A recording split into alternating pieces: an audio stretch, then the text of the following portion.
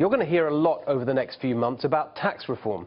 But as you listen to the arguments, remember that our tax code is as much a part of the swamp as any other aspect of government. And the real scandal is that it benefits the elite at the expense of working Americans. Tax breaks for the rich are tonight's Swamp Watch.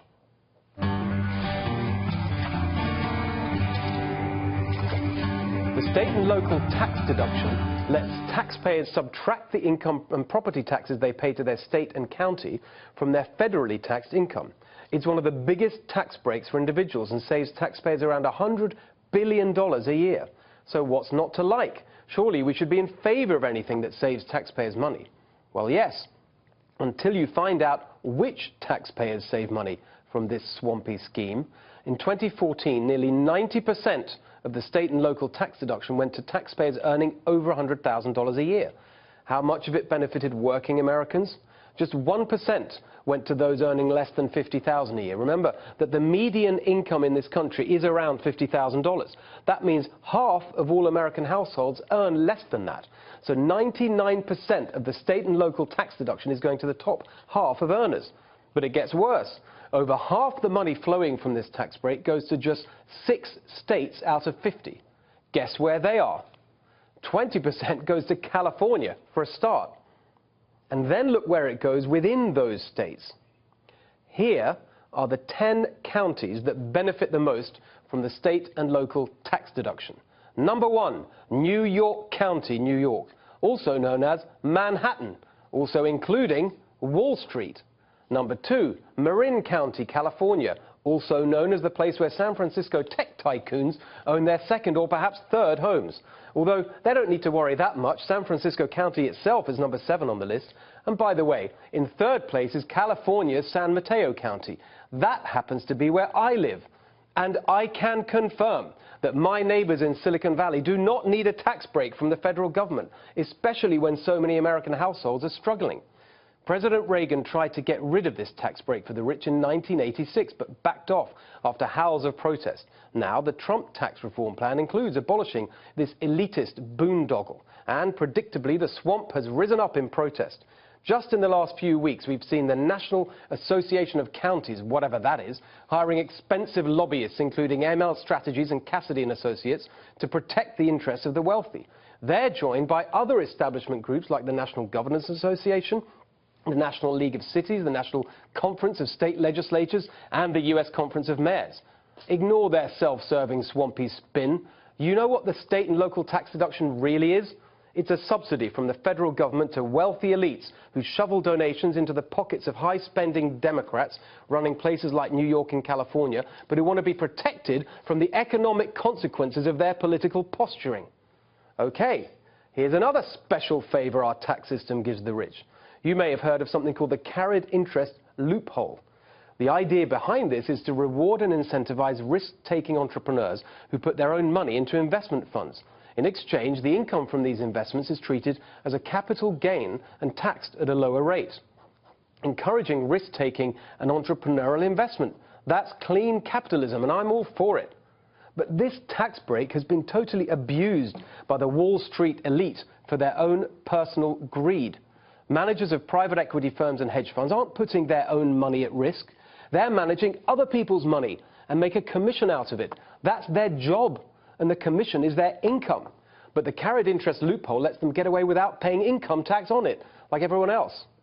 This elitist tax break lines the pockets of the ultra-rich.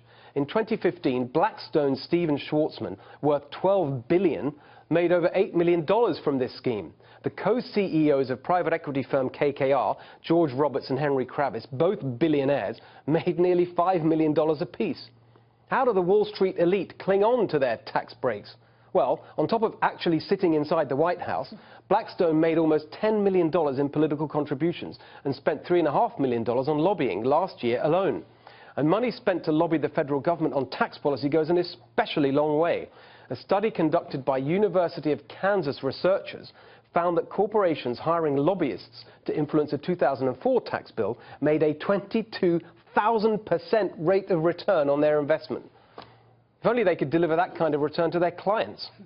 These swampy lobbyists, of course, make the most of the revolving door between Congress and commercial interests. Lobbying firm Capital Counsel were paid $70 million to push their client's tax agenda. They proudly advertised the fact that 2/3 of their team went through the revolving door between Congress and outside lobbying. Capital Tax Partners made over $100 million to lobby on tax issues and actually boast that 11 of their 12 partners have Capitol Hill experience. Of course they do. That's how the swamp works. In the election, Donald Trump promised to get rid of the carried interest loophole. We will eliminate the carried interest deduction, well-known deduction, and other special interest loopholes that have been so good for Wall Street investors and for people like me, but unfair to American workers. Will he stand up to the swampy lobbying from inside or outside the White House and follow through? That will be a key test for his populism. While he's at it, he may want to take a look at more of the swampy special favors for the rich that are lurking in our tax code. Check this one out. Big businesses can write off the cost of their corporate jets. Take a bow, the National Business Aviation Association, which spent over $2.5 million lobbying the government just last year. But it's not just the skies that are swampy, our oceans reek too. Believe it or not, the rich get to subtract the cost of their luxury private yachts from their taxable income through, of all things, the mortgage interest tax deduction. That's supposed to help the middle class afford a home. But it covers second homes too, and unbelievably, it covers boats, as long as they have, quote, sleeping, cooking, and toilet facilities. So a billionaire can get tax relief on a luxury yacht, but that little skiff you take fishing, forget about it. Next time you hear some slick politician telling you how they'd love to cut your taxes, but you know, it's tough, what with a deficit and all that, tell them that simply limiting mortgage interest tax deduction to primary homes would raise around $10 billion. The scale of the corruption of our tax code is truly shocking. 2 weeks ago on Swamp Watch, we looked at big banks that agreed to multi-billion-dollar settlements to avoid prosecution for their crime. Now wait for this. Guilty companies can deduct some of the costs of those settlements from their taxes. So when you see headlines about Goldman Sachs hit with a $5 billion fine, remember they're using it to pay less tax. In Goldman's case, as much as $1 billion less. According to a Newsweek calculation, around $15 billion worth of taxes linked to the 2008 financial crash were avoided this way. They crashed the economy, work their swampy legal contacts to avoid jail, get a slap on the wrist, and then use the fine to cut their tax bill. This is the ultimate in crony capitalism, and it's killing support for the free enterprise system. If draining the swamp means anything, it surely means killing off these indefensible tax breaks for the rich.